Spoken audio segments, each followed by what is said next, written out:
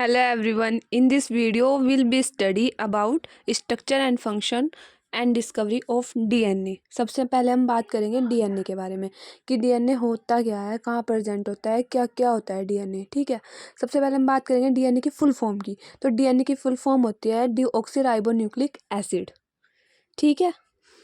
अब ना पहले तो किसी को नहीं पता था कि DNA क्या होता है, होता भी है या नहीं. फिर बात करेंगे DNA कभी नहीं मरता, ये ना अमर होता है, मतलब कि कभी इसकी डेथ नहीं होती DNA की.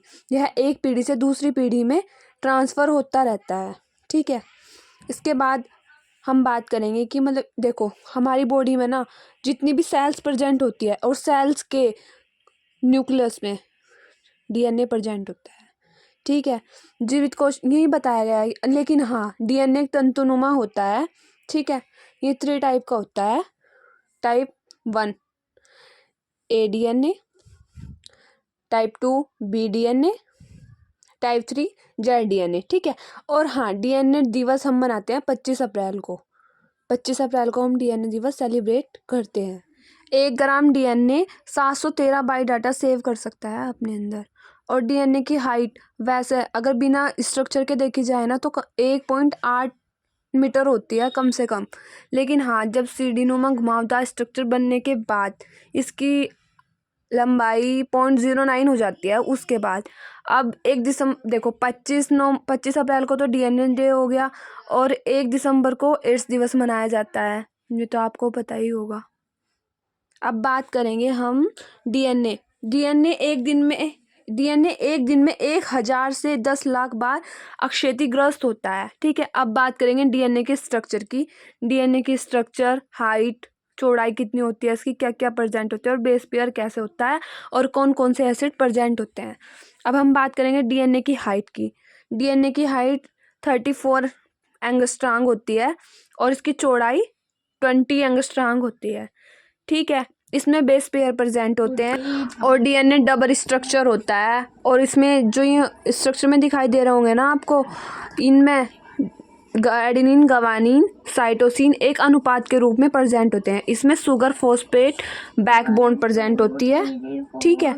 उसके बाद हम बात करेंगे DNA में ना हर सेल में जो हमारी बॉडी की हर सेल होती है उसमें DNA प्रेजेंट होता है. फिर बात करेंगे हम एडेनिन थायमिन के साथ होता है और ये दोनों आपस में हो गए. फिर गवानीन साइटोसिन के साथ में होता है, इनका आपस में अनुपात होता है. ठीक है. इसके बाद हम बात करेंगे DNA की खोज. DNA की खोज किसने की थी? DNA की खोज 2 वैज्ञानिकों ने की थी, जिसमें से फर्स्ट का नाम है जेम्स वॉटसन. ठीक है. सेकंड का नाम है फ्रांसिस क्रिक. इन दोनों वैज्ञानिकों ने DNA का सबसे पहले पता लगाया था कि कैसे पीढ़ी दर पीढ़ी ट्रांसफ़र होते रहते हैं. ठीक है. जो हमारे पूर्वजों में होते हैं गुण कुछ, वे हमारे में भी आ जाते हैं. अब हम बात करेंगे न्यूक्लियोटाइड्स की. DNA में कितने प्रकार के न्यूक्लियोटाइड्स प्रेजेंट होते हैं. ठीक है. अब इनका पता करेंगे. DNA में 4 प्रकार के न्यूक्लियोटाइड्स प्रेजेंट होते हैं. First adenine, second thymine, third guanine और फोर्थ साइटोसिन. ठीक है. अब इनका पता लगाएंगे हम. अब हम इसके बाद बात करते हैं मतलब कि इसकी स्ट्रक्चर ऐसी क्यों है, किससे इफेक्ट पड़ता है इसको, किससे नहीं पड़ता हमारे DNA को. तब हम बात करेंगे उसकी. जो प्रकाश की पराबैंगनी किरणें होती है ना, जैसे कि वो हमारे DNA के स्ट्रक्चर पर पड़ती है तो उसको जरूर ही बदलेगी. प्रकाश की पराबैंगनी किरणें. अब देखो, अब हम बात करेंगे सेल्स की.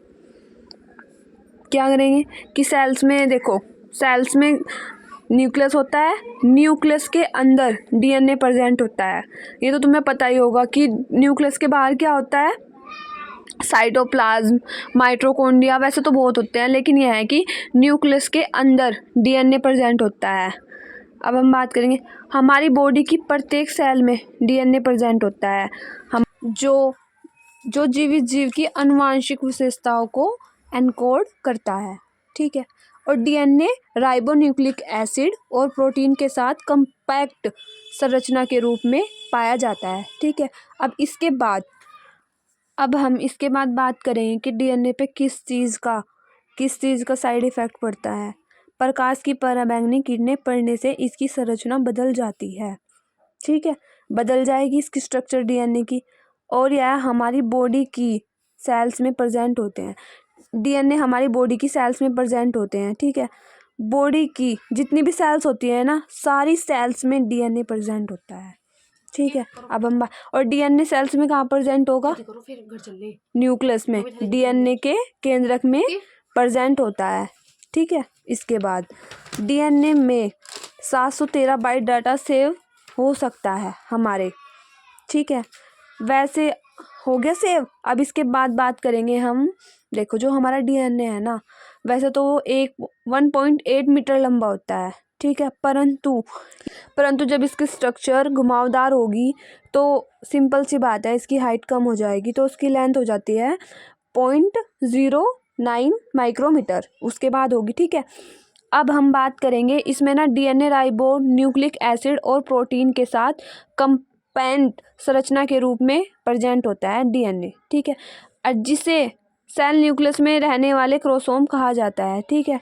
जो रहता है ना स्ट्रक्चर में, तो इन्हें क्रोमोसोम बोलते हैं, सेल न्यूक्लियस में रहने वाली, ठीक है। अब उसके बाद हम बात करेंगे डीएनए के क्या साइड इफ़ेक्ट है। वैसे तो देखो हमारे जो पूर्वज में गुण होते हैं ना, वो बच्चों में ज़रूरी आते हैं और ये गुण पीढ़ी दर पीढ़ी ट्रांसफ़र होते रहते हैं, ठीक है। अब हम इसके बाद बात करेंगे, यह एक हानिकारक बात भी है, मतलब कि इसमें एक हानिकारक बात भी है। यदि हमारे पूर्वजों को कोई बीमारी है, जैसे कि कैंसर, मधुमेह, हीमोफीलिया, तो यह पीढ़ी दर पीढ़ी आने की भी संभावना रहती है। ये टॉपिक कंप्लीट। अगर आपको बायोलॉजी से रिलेटेड कोई और टॉपिक वीडियो चाहिए तो आप कमेंट कर सकते हो। Thank you everyone. If you like my video then don't forget like, comment and subscribe.